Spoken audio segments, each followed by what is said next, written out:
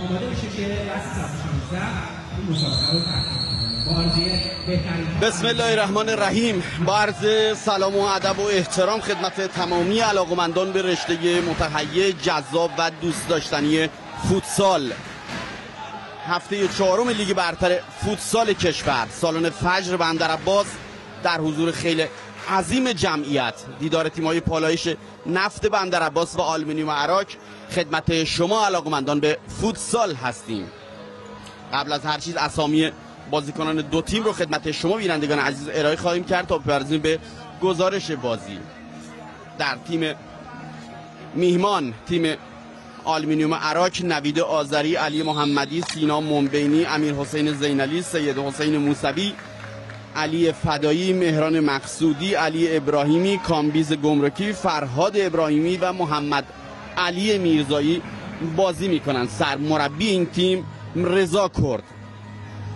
و در تیم میزبان، تیم پالایش نفت بندرعباس، طبق معمول سپر محمدی با شماره 1 درون دروازه این تیم قرار داره. کاپیتان محمد بنی اسدی، حسین دهقانی، حسین رحیمی، سعید حاجیلری، محمد حسین بازیار، علی جوزری، امیر حسین دهقانی، سروش احمد نیا، ایمان هوازاد، امین مراد احمدی و امیر رضا خون جهان بازی میکنند. سرمربی این تیم هادی بزوال.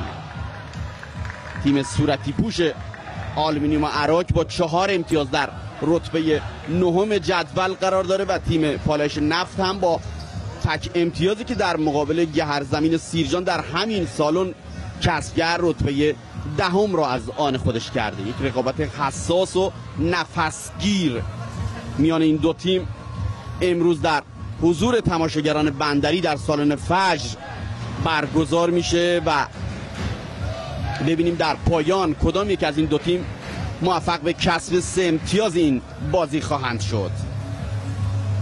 نکته حائز اهمیت برای تیم پالایش نفت حضور مجدد امیر حسین دهقانی در این بازی است که از تیم گیتی پسند بالاخره پس از کش و قوس‌های فراوان جدا شد. ضمنی که نیمه‌ای از هواداران حاضر در سالن با هم تماشا می‌کنیم جدا شد و مجدداً اومد در تیم پالایش نفت امروز بازی خواهد کرد. سپر محمدی یکی از گلرهای با تجربه کشورمون، 11 سال حضور در سطح اول فوتسال کشور رو یدک میکشه. امروز وزنه قابل تأملی است برای پالایش نفت. حضور هواداران پرشور بندرعباسی در سالن فجر، همه چیز مهیای این بازی هست. داور اول این بازی حسین امیری از فارس، جواد دهقانی، میلاد سعیدی، اسماعیل نعمتی ایشون رو همراهی میکنن. ناظر داوری کوروش هاشمی از کرمان و نماینده فدراسیون هم محسن ربیعی از کرمان که همگی در سالن فجر حضور دارند. دو تیم مهیای شروع بازی هستند. ببینیم چه زمانی حسین امیری با سوت خودش آغاز میکنه هفته چهارم رو. پالایش نفت بندرعباس در مقابل آلومینیوم عراک. ترکیب اولیه تیم پالایش نفت نشون میده که هادی بزوال فقط برای کسب برد به این بازی اومده. بازی شروع میشه. همین ابتدای بازی بازیکنان تیم پالایش با ضربه سر محمد بنی اسدی توپی که به بیرون میره.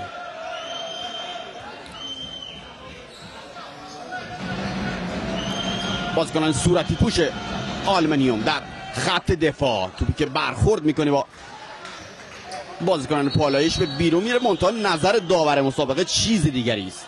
نشون میده که بازیکنان تیم پالایش بایستی آغاز کننده بازی باشند. حسین رحیمی کار سپر محمدی، خود رحیمی باز میکنه بازی رو. محمد بنی اسدی وزنه اصلی تیم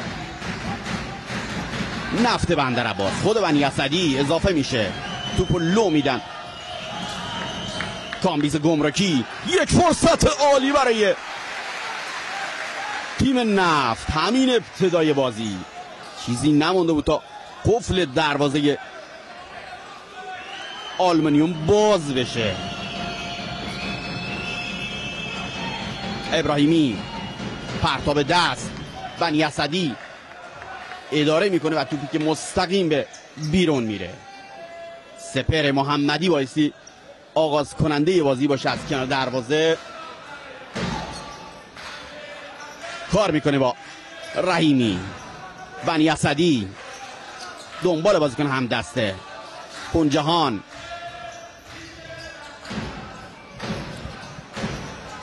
رحیمی یک بار دیگه فرصت و باز هم توپ که به نفع تیم زرد پوشان بندر عباس به بیرون میره.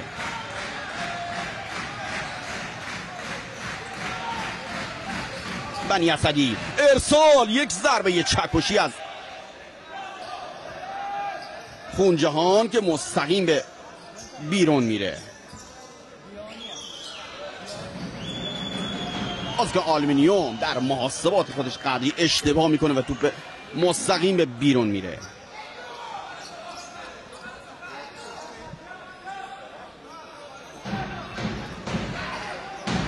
بنی اسدی، خونجهان برای بازیکن 16 خودشون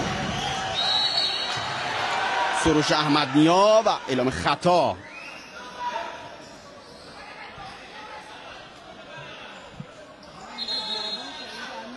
ببینیم چگونه کار خواهند کرد بازیکن تیم پالایش.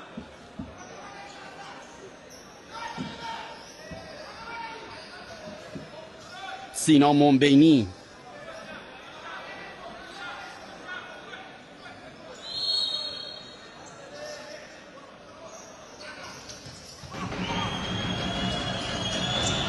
بازم فرصت خوب.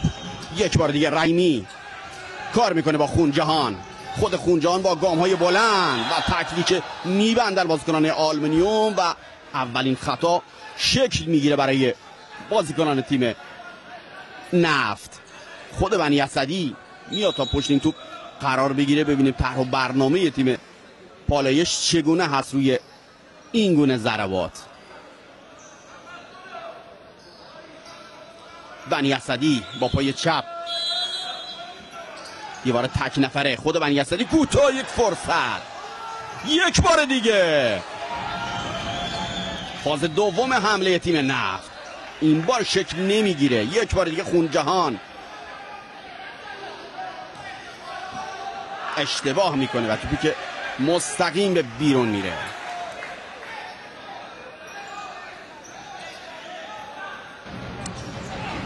در خط دفاعی محمد رضا کرد اشتباه در خط دفاعی. خونجهان یک فرصت خوب. علی جوزری به زمین بازی اومده. تکل بلند کرد این اجازه پیشروی بیشتر رو نمیده به جوان اول فوتسال هرمزگان. بنی اسدی کار میکنه با خونجهان. جوزری خودش با پشت پا، یک فرصت عالی و باز هم دروازه‌بان تیم آلومینیوم این بار ضد حمله و سپر محمدی در میان تشویق بی امان هواداران حاضر در سالن اجازه باز شدن دروازه رو نمیده. ضربه کرنر برای بازیکن صورتی پوش آلومینیوم. ببینیم چگونه کار خواهند کرد خط دفاعی.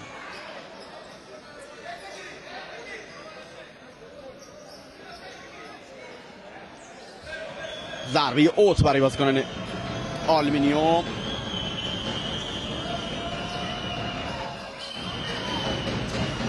همچنان فرصت رو پای چپ اجازه پیشروی رو نمیده. محمد حسین بازیار یک فرصت خوب.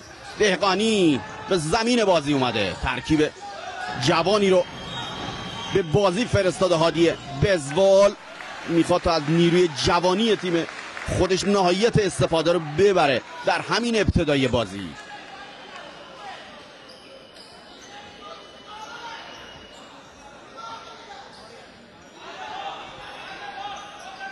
باز هم بازیکنان آلومینیوم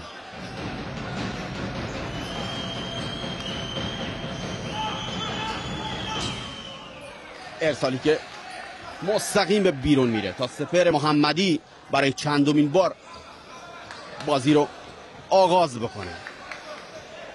خود سپهر، علی جوزری و محمد بنی اسدی رو دستش هستن. کار میکنه با جوزری، بازیکن با تکنیکی است. بازیار یک فرصت خوب تو سر توپی که میزنه با خط دفاعی هر جوری هست ادارش میکنن این بازیکنو.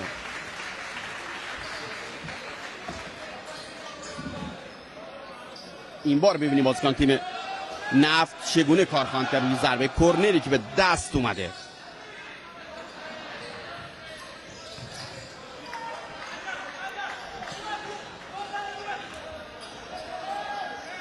برمیگرده بنی اسدی،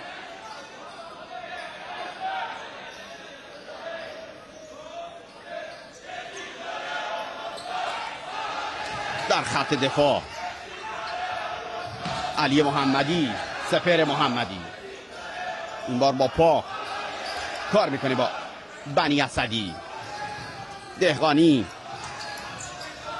در خط دفاعی، کاپیتان بنی اسدی.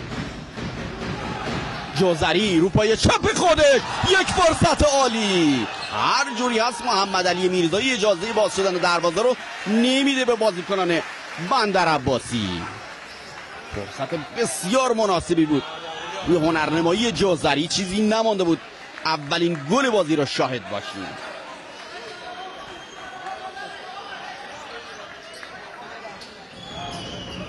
امیر حسین زینالی، محمدی، بازم زینالی با شماره 12 رو دستش میاد. بازیار،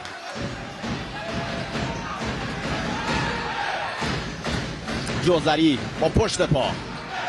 بازیار، بنی اسدی، دهقانی، یک حرکت زیبا. خود دهقانی، یک فرصت خوب، فرصت عالی. جوزری، خود جوزری و باز هم اجازه باز شدن رو نمیده میرزایی. یک فرصت ضد حمله و توپی که مستقیم به بیرون میره.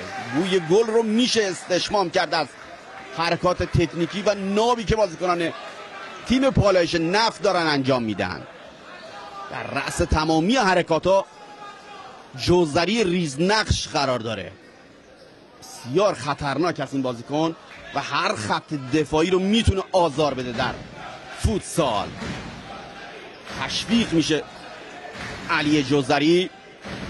هواداران خونگر و پرشوری که در سالن حضور دارن لذت میبرن از بازی این بازیکن جوان و بومی شهر خودشون. سپهر محمدی،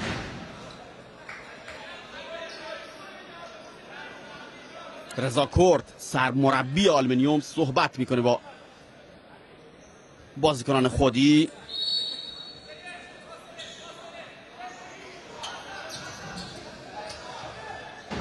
در خط دفاع سعید حاجیلری هم به بازی اومده. آقای گل لیگ دسته یک، اون علی آباد کتول اضافه شد به تیم پالایش. سپهر محمدی، ارسال دقیق، عالی کار کرد. دهقانی، یک فرصت. حاجیلری، خط دفاعی تیم آلومینیوم اجازه پیشروی بیشتر رو نمیدن. موسوی، یک بار دیگه فرصت، برمیگردونن این بار بازیکنان تیم پالایش. یک ضربه خطرناک. ایمان هوازاد بود که شانس خودش رو امتحان کرد.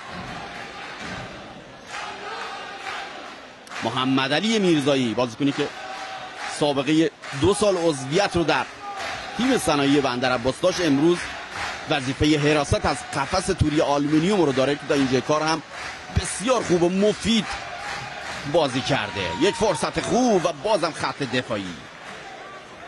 علی محمدی توپو به بیرون میزنه. مهران مقصودی هم برای تیم آلومینیوم به بازی اومده.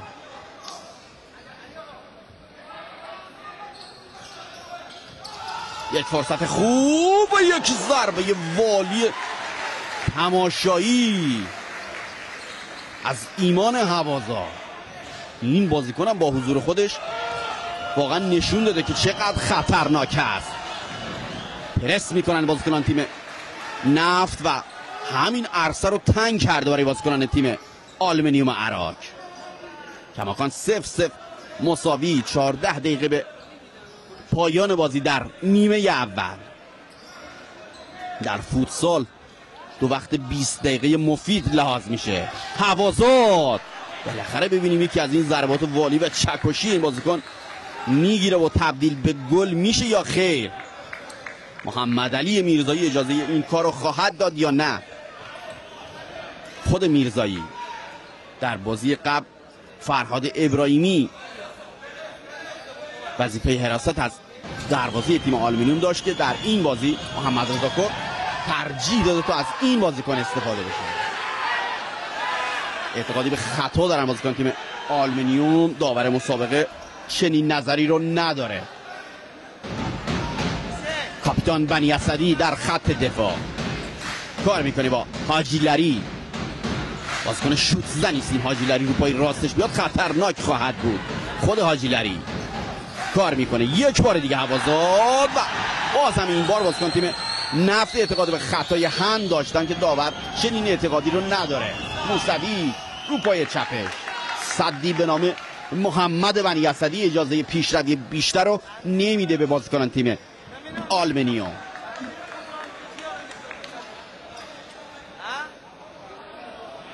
ضربه اوت برای تیم آلومینیوم. خط دفاع کرد.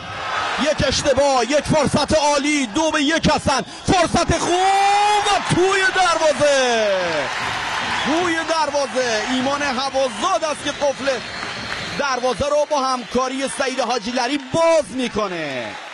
زننده اولین گل این بازی کسی نیست به جز سعید حاجی لری. بازیکن شماره 9 روی هنرنمایی گروهی تیمی تیم پالایش نفت به گل میرسن. اشتباه خط دفاعی آلومینیوم بالاخره کار دستشون داد و قفل دروازه رو باز میکنه سعید حاجی لری. یادداشت میکنیم نتیجه بازی 1-0 به سود تیم میزبان. عرض کردم خدمتون تیم نفت با انگیزه فراوون به پا به این بازی گذاشته. ببینیم تدابیر بزوال برای ادامه بازی چگونه خواهد بود. زمینی که گل بازی رو یک بار دیگه با هم مشاهده کردیم. زمینی که تشویق بی امان هواداران حاضر در سالن روحیه میده به تیم نفت بندرعباس. سپر محمدی خودش قصد باز کردن دروازه رو داشت که برخورد توپش با مدافعین راهی کرنر میشه.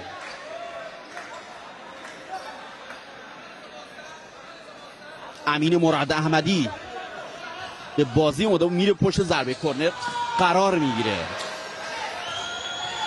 ضد حمله حرکت خوب و پوشش مناسب از خط دفاعی. حسین رحیمی، مراد احمدی، بازم فرصت. یک فرصت عالی که خطرناک. بازیکن تیم پالایش مستقیم بیرونیه.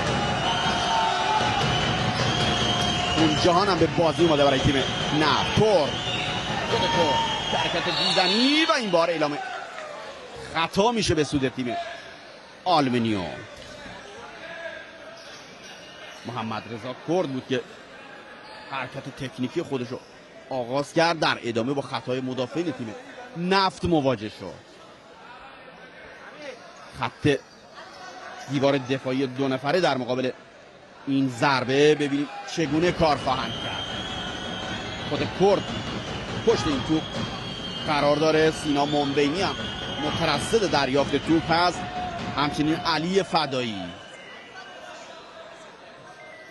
و کامبیز گمرکی.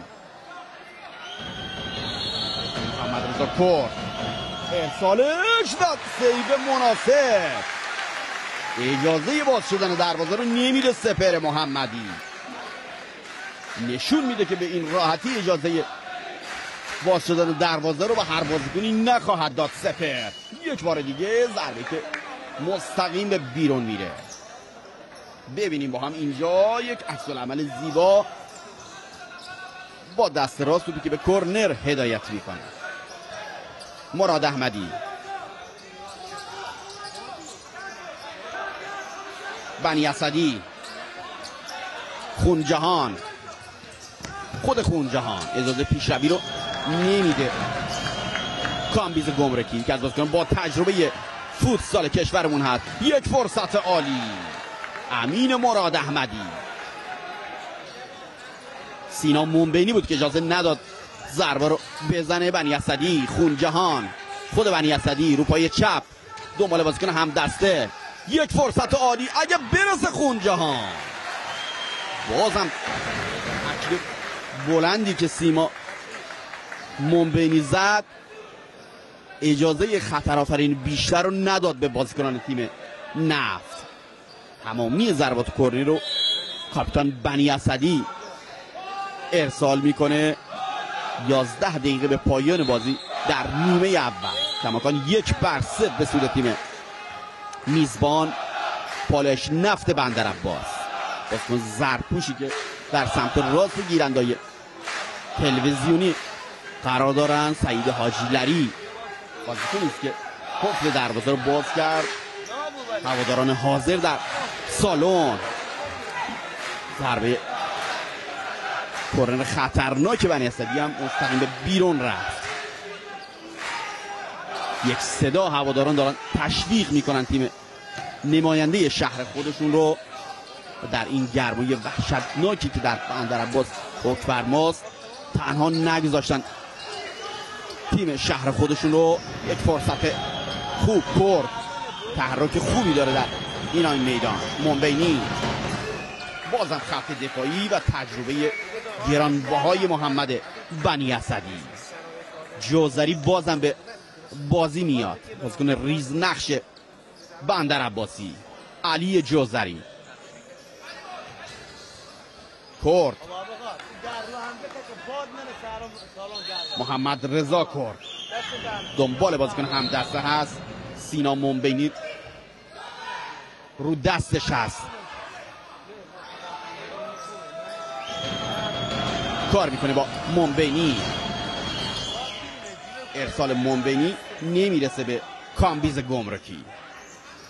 یکی از خوبهای فوتسال کشور هست این کامبیز گمرکی. بازیکن 21 تیم صورتی پوش آلومینیوم. جوزری، خونجهان.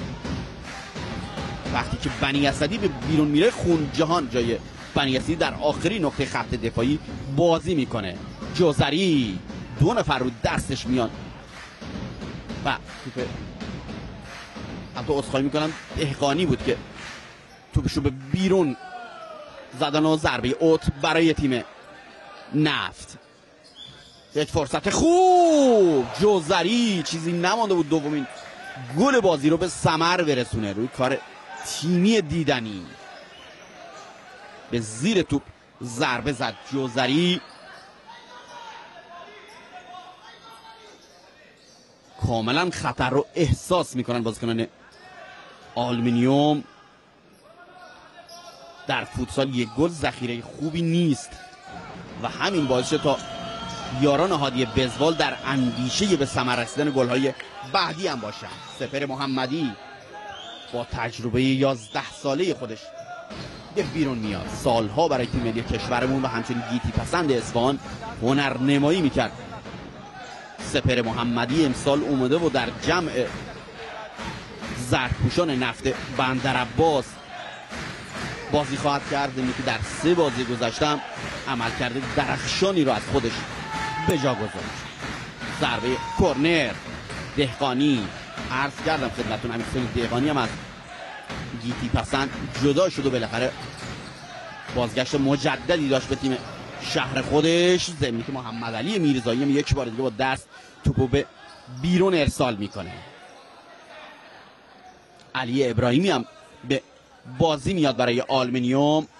دهقانی با پای چپ که نه چندان خطرناک از کنار دروازه به بیرون میره. بازیار، جوزری، دهقانی و خونجهان 4 جوان شایسته هرمزگانی در ترکیب قرار دارن. خط دفاعی خونجهان، سپر محمدی دنبال بازیکن خودی است. یک حرکت عالی، یک فرصت خوب و باز همین محمد علی میرزایی است. پاسی رو داد سپر محمدی، مانند یک هافک وسط طراح در فوتبال. پاس خودش رو ارسال که یک بار دیگه، این بار با چیپ. یک فرصت خوب، خونجهان، خود خونجهان و باز هم درازکش محمد علی میرزایی توپو از آن خودش میکنه. همین چهره تقدیر و تشکرم شد قبل از بازی از این دروازه‌بان که 2 سال برای تیم بندرعباس به میدان رفته بود در سالهای گذشته، در میان تشویق بی امان هواداران حاضر و همچنین مسئولین حاضر در سالن مورد تقدیر قرار گرفت. محمد علی میرزایی که کار بسیار شایسته و بجایی بود. محمدی بازیکن اصفهانی تیم پالایش نفت جوزری رها میکنه. خونجهان در خط دفاعی و اعلام خطا، دومین خطا برای تیم آلومینیوم روی تابلو نقش میبنده.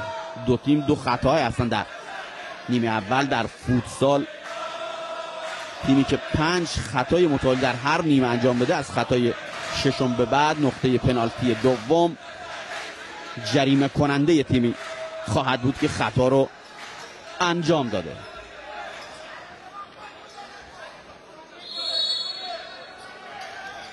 ببینیم چگونه کار خواهند کرد. جوزری، حرکت دیدنی تیمی. چه پاسی رو داد امیر حسین دهقانی برای جوزری. قدری جوانی کرد جوزری، بیلا تسلیم شده بود محمد علی میرزایی. حرکت تیمی دیدنی بود واقعا، نشون میده که کار شده روی این گونه حرکات. در خط دفاعی خونجهان برای جوزری، جوان اول فوتسال هرمزگان. خونجهان این تا دهقانی رو ثابت توپ بکنه که توپش به بیرون میره. سعید حاجی لری هم به بازی میاد.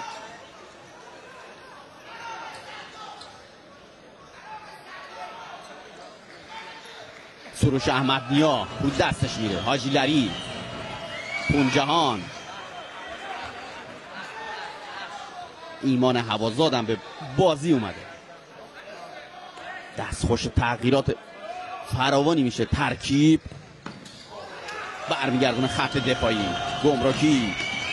خط دفاعی باهوش پالایش نفت اجازه طراحی حمله نمیده به تیم آلومینیوم. در برگشت و باز هم سپر محمدی.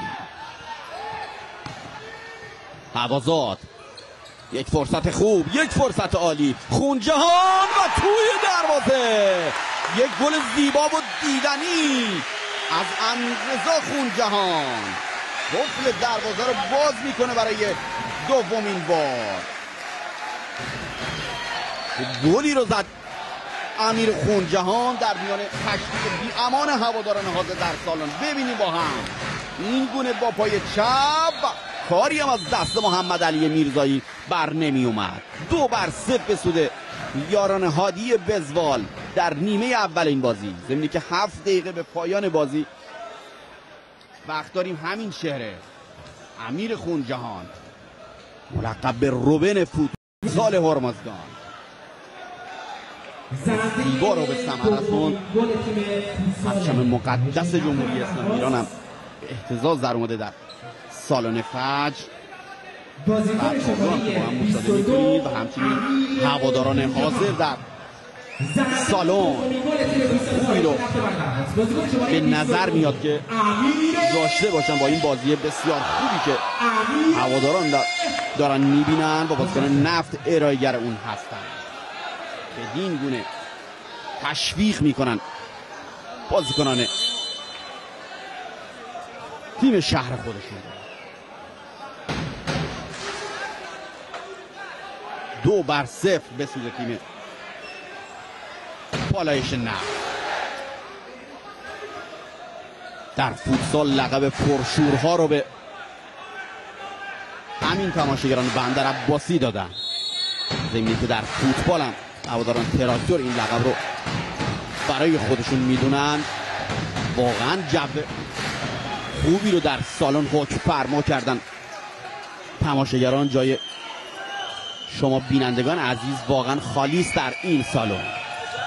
2-0 که یک بازی بسیار زیبا و جذاب و تماشاگر پسند. گمرکی، کامبیز گمرکی برای مومبینی، حاجی لری، خود حاجی لری رو پای راست، بنی اسدی، هوازاد نمیتونه توپو برسونه به خط دفاعی. سروش احمد نیا، حاجی لری، احمد نیا، خط دفاعی اجازه پیشروی رو نمیده. ایمان هوازاد، همین بازیکن پرتلاش و جنگنده بازی میکنه. ایمان هوازاد، مومبینی، زینالی، امیر حسین زینالی برای مومبینی، محمد علی میرزایی، گلر خوب تیم آلبینی، سال عالی گمرکی برمیگردونه. شمساییوار، فرصت خوب، حاجی لری رو پای راست، اجازه شوت زنی رو بدن قطعا کارشون سخت خواهد شد. توپ هوازاد به بیرون میره. مراد احمدی هم به بازی میاد همچون حسین رحیمی. هوازاد تکلیک میبنده و توپش به بیرون میره. موسوی، مومبینی، زینالی، زینالی و گمرکی و همچنین سینا مومبینی از نفرات اصلی تیم رضا کرد هستند.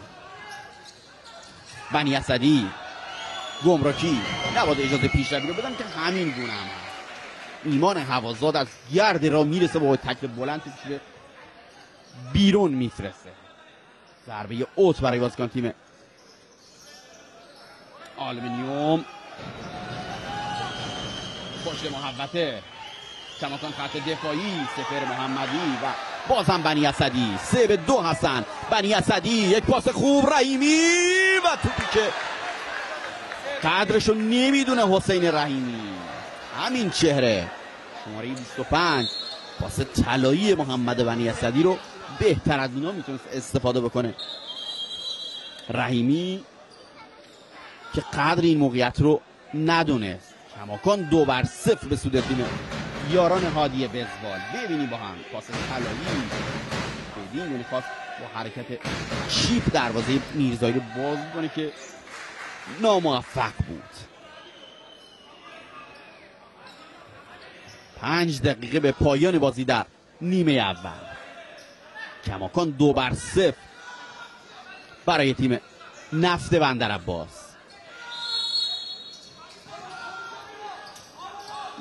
مراد احمدی، محمدی، سپر محمدی، بازم ارسال خوب. رحیمی نمیرسه به این توپ. خونجهان هم به بازی میاد.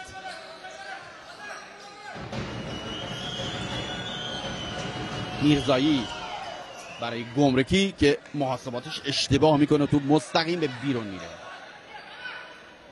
قدرت بدنی خوبی رو داره کامبیز گمرکی و همین باعث میشه تا کار سخت بشه برای مدافعین. قطعا با پوششی که تا اینجای کار از این بازیکن دادن ناموفق و کارایی خوبی رو نداشته در بازی. اعلام خطا نمیشه و بایستی بازیکن آلومینیوم آغاز کننده بازی باشن. سینا مومبینی رها میکنه تا محمد رضا کرد آغاز کننده بازی باشه و اینجا اعلام خطا میکنه داور مسابقه. حسین امیری از فارس. محمد رضا کرد، هم فامیل رضا کرد هست، سرمربی این تیم. رو دستش میره خونجهان. رحیمی همین پرس شدید باعث میشه تا تحت فشار توپا رو به اوت بفرستن. رو به جلو و بالا بازی میکنه تیم نفت. تدبیری است که هادی بزوال در این بازی اندیشیده و درس گرفته از بازی‌های قبلی، به خصوص بازی که در مقابل مس سونگون در اصفهان، در تبریز انجام دادن. 4-1 جلو بودن و در پایان با نتیجه 6-4 بازی رو به یکی از غول‌های فوتسال ایران آسیا واگذار کردند. تیم پالایش هفته اول و سوم در مقابل دو غول فوتسال ایران آسیا بازی کردن، یعنی بازی مقابل مس سونگون و گیتی پسند اصفهان که هر دو بازی رو واگذار کردن. در مقابل گهرزمین سیرجان هم تا یک بازی خوبی که ارائه کردن 1-1 متوقف شدن، زمین که در لحظات پایانی گل مساوی رو خوردن و اون بازی رو امتیازات کاملش رو تقسیم کرد. در خط دفاعی منبینی، گمرکی، خود کامبیز گمرکی.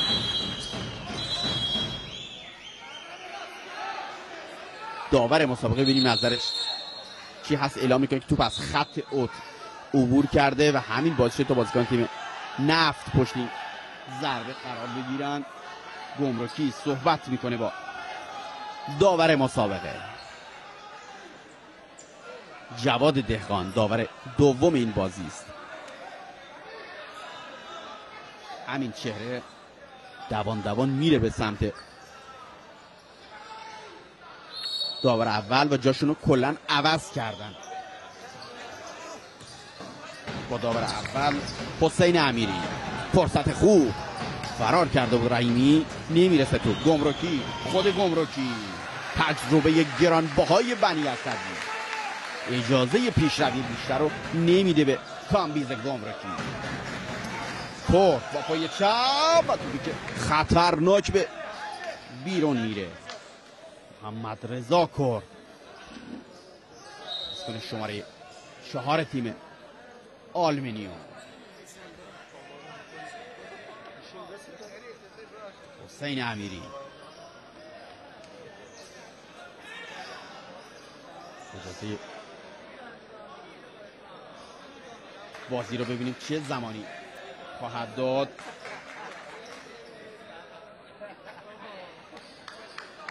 سپر محمدی صحبت میکنه با خط دفاعی.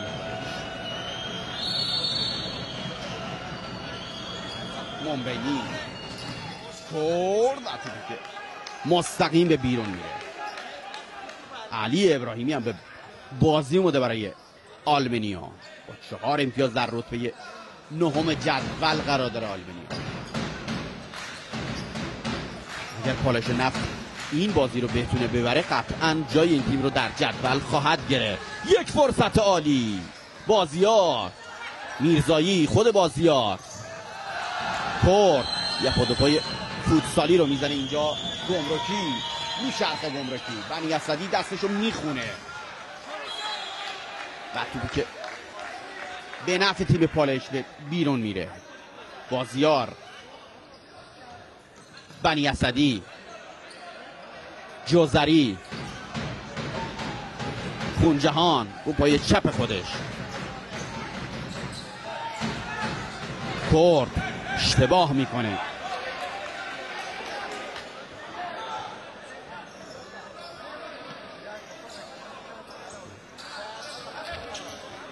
سری به همکارانمون در پخش میزنیم و بعد از پخش خبرها مجددا با آغاز نیمه دوم در حضور شما خوبان خواهیم بود.